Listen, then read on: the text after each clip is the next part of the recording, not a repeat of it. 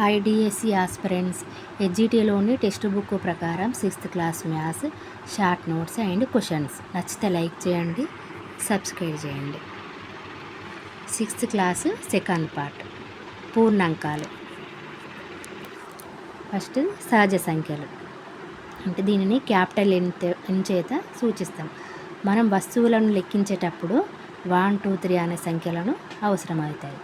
ఈ సంఖ్యల సమితిని సహజ సంఖ్యలు అంటారు. ఒక సహజ సంఖ్యకు +1 కలిపితే తర్వాత సహజ సంఖ్య వస్తుంది. కానీ 1 తప్ప ఏదైనా ఒక సహజ సంఖ్య నుండి 1ని తీసివేస్తే సహజ సంఖ్య అనేది వస్తుంది.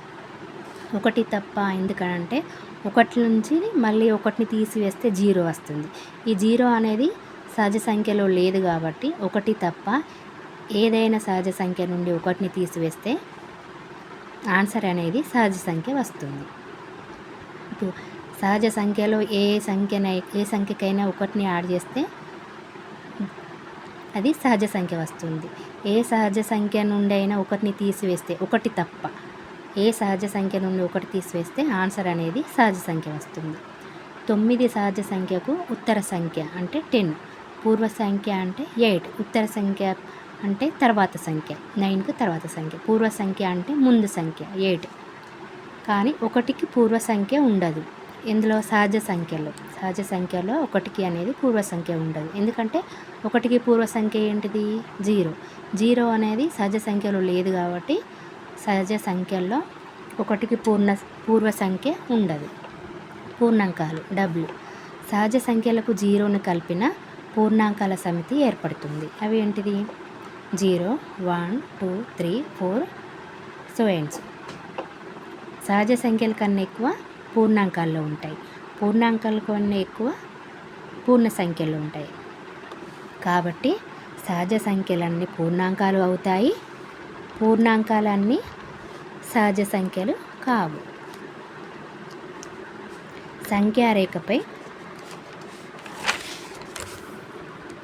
సంఖ్యారేఖపై కుడివైపు ఉన్న సంఖ్యలన్నీ ఎల్లప్పుడూ ఆ సంఖ్య కంటే పెద్దది. ఎందుకంటే ఇప్పుడు సంఖ్యారేఖపై కుడివైపు ఉన్న సంఖ్యలన్నీ ఈ సంఖ్య కన్నా తర్వాత సంఖ్య అనేది పెద్దది. సంఖ్యారేఖపై కనిష్ట పూర్ణాంకంను గుర్తించగలము. కనిష్ట పూర్ణాంకం ఏంటిది? 0. 0ను సంఖ్యారేఖపై మనం గుర్తించగలము. కానీ ఈ సంఖ్యారేఖపై గరిష్ట పూర్ణాంకంను గుర్తించలేము.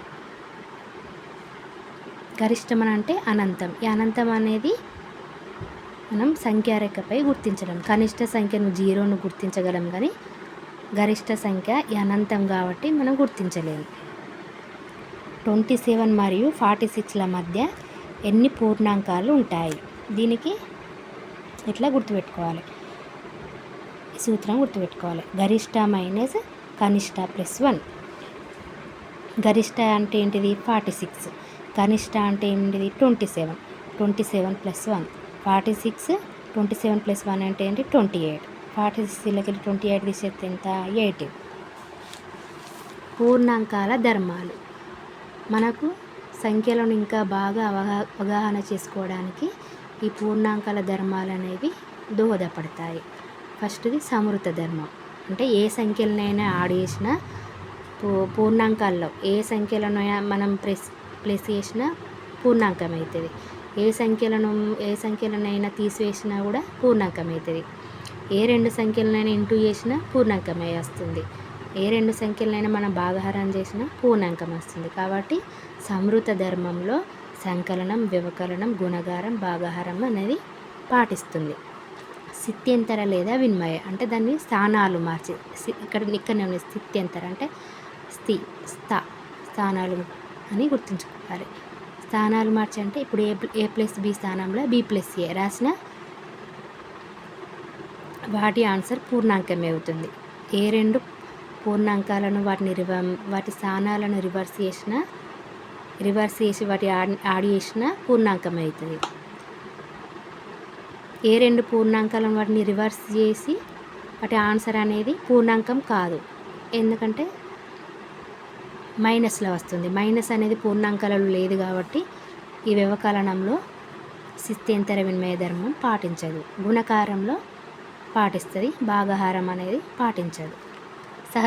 సహచర ధర్మం అంటే 3 పూర్ణాంకాలను ఇచ్చి ఏ 2 పూర్ణాంకాలను కలిపి మిగతా పూర్ణాంకాన్ని కలిపినా, లేకపోతే ఒక్క పూర్ణాంకం బి ప్లస్ సిని యాడ్ చేసి తర్వాత ఏని యాడ్ చేసినా వాటి ఆన్సర్ పూర్ణాంకం అవుతుంది. కాబట్టి సంకలనంలో పాటిస్తుంది, వ్యవకలనంలో పాటించదు, గుణకారంలో పాటిస్తుంది, భాగాహారం అనేది పాటించదు. సహచర ధర్మంలో అంటే ఫస్ట్ ఏబిని యాడ్ చేసి తర్వాత సిని యాడ్ చేసిన, లేకపోతే బీసీని యాడ్ చేసి తర్వాత ఏని యాడ్ చేసిన వాటి ఆన్సర్ అనేది సమానంగా ఉంటుంది. విభాగ న్యాయం అంటే 5 into 4, దీనిని 2 into 4 ప్లస్ 3 into 4గా కూడా రాసుకోవచ్చు. ఇప్పుడు 5 into 4 ఏంటిది ఆన్సర్ 20, 2 into 4 8, 3 into 4 12. దీని ఆన్సర్ కూడా 20 వస్తుంది.